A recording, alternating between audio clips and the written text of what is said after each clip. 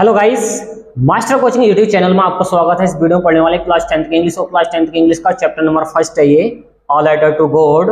और इस चैप्टर के पढ़ने वाले हम इस वीडियो के अंदर मोस्ट इंपोर्टेंट लॉन्ग आंसर जो हर साल आते हैं एग्जाम में। तो देखिए, इस चैप्टर के जो राइटर हैं जेएल फ्यून्स से आपको पता होना चाहिए। और ये लिटरेचर का चैप्टर है, प्रोज का पहला चैप्टर।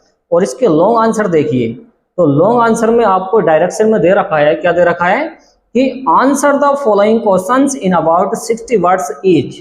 तो यहाँ पर मेंशन कर रखा है इन्होंने कि आपको जो लॉन्ग आंसर लिखना है वो कितने वर्ड्स में लिखना है, 60 वर्ड्स में लिखना है। क्वेश्चन क्या है उसको देखें आप। चलिए समझते हैं पहला क्वेश्चन क्या दे रखा है। तो पहला क्वेश्चन ही काफी इंपॉर्टेंट है एग्जाम के लिए, वो काफी बार आया भी है एग्जाम में। तो समझें कि give the character sketch of Lencho. Give the character sketch of Lencho. Lencho का चरित्र चित्रण कीजिए। करेक्टर स्केच का मतलब होता है चरित्र चित्रण करना, ये चरित्र के बारे में बताना या उसके करेक्टर को डिफाइन करना, समझाना करेक्टर के बारे में। अब देखिए इसका आंसर समझे। आंसर क्या है कि Lencho is the main character of the story a letter to God. Lencho जो है एक मुख्य करेक्टर है, मेन करेक्टर है ऑफ द स्टोरी, इस कहानी का a letter to God. A letter to God जो कहानी है, अ लेटर टू गॉड जो कहानी है, इसको जो मेन करेक्टर है वो आपका है लेंचो। इसी के बारे में आपको लिखना है। आप हेडिंग वाइज लिख सकते हैं या डायरेक्ट भी लिख सकते हैं। तो यहाँ पर हेडिंग से आसान पड़ जाता है ये। तो पहली हेडिंग है अ पुअर मैन, एक गरीब व्यक्ति। वो कैसा व्यक्ति है? एक गरीब व्यक्ति है। इसके बारे में आप सेंटेंस बना के भी लिख सकते हैं। तो समझे इसको। Lencho was a poor farmer. Lencho एक गरीब किसान था। Lencho was a poor farmer. Lencho एक गरीब किसान था। आगे है बट परंतु 1 ईयर, एक साल। 1 ईयर का मतलब होता है एक साल। एक साल क्या हुआ कि हिज क्रॉप, उसकी जो फसल थी, हिज क्रॉप उसकी जो फसल थी, वॉज कंप्लीटली का मतलब ध्यान रखना, इसका मतलब होता पूरी तरह। डिस्ट्रॉयड का मतलब होता बर्बाद हो गई। डिस्ट्रॉयड का मतलब होता बर्बाद हो जाना, नष्ट हो जाना। अब ये किससे बर्बाद हो गई थी अब बताएंगे। देखिए बाई हेलस्टोन्स, ओलावृष्टि के द्वारा। तो ओले पड़े थे बहुत स्पीड से, मोटे मोटे ओले पड़ गए थे और इसकी फसल क्या हो गई, नष्ट हो गई। आगे है नोबडी, किसी ने नहीं, हेल्प्ड हिम, उसकी मदद करी। तो किसी ने भी उसकी मदद नहीं करी है उसके बुरे हालात में। तो उसको पक्का विश्वास था ईश्वर पे। आगे है ही वॉज हेल्पलेस, वह मजबूर हो गया था। यहाँ पर हेल्पलेस का मतलब है मजबूर, एंड सैड और दुखी हो गया था। तो मजबूर और दुखी हो गया था कब? जब उसकी फसल नष्ट हो गई थी। तो अब नेक्स्ट वाली हेडिंग को समझें। Firm faith in God. Firm का मतलब होता पक्का या दृढ़, पक्का विश्वास। फेथ होता विश्वास, इन गॉड ईश्वर में। तो पक्का विश्वास था उसको ईश्वर के अंदर, मतलब ईश्वर में पक्का विश्वास था कि ईश्वर उसकी मदद करेगा। कैसे करेगा अब देखते हैं। Lencho had firm faith in God.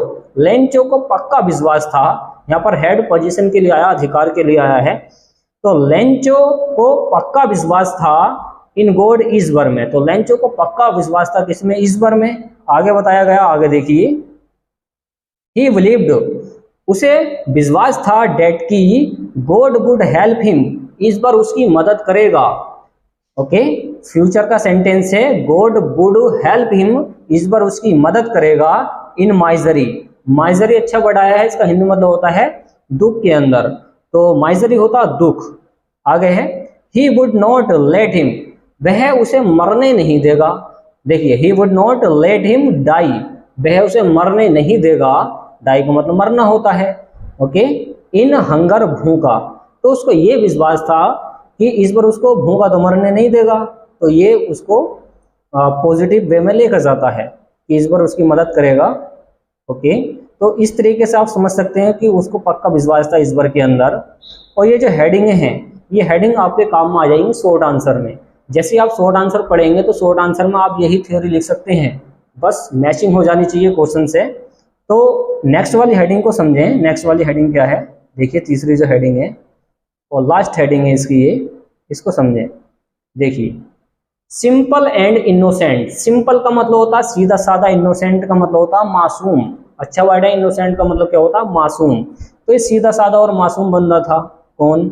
Lencho.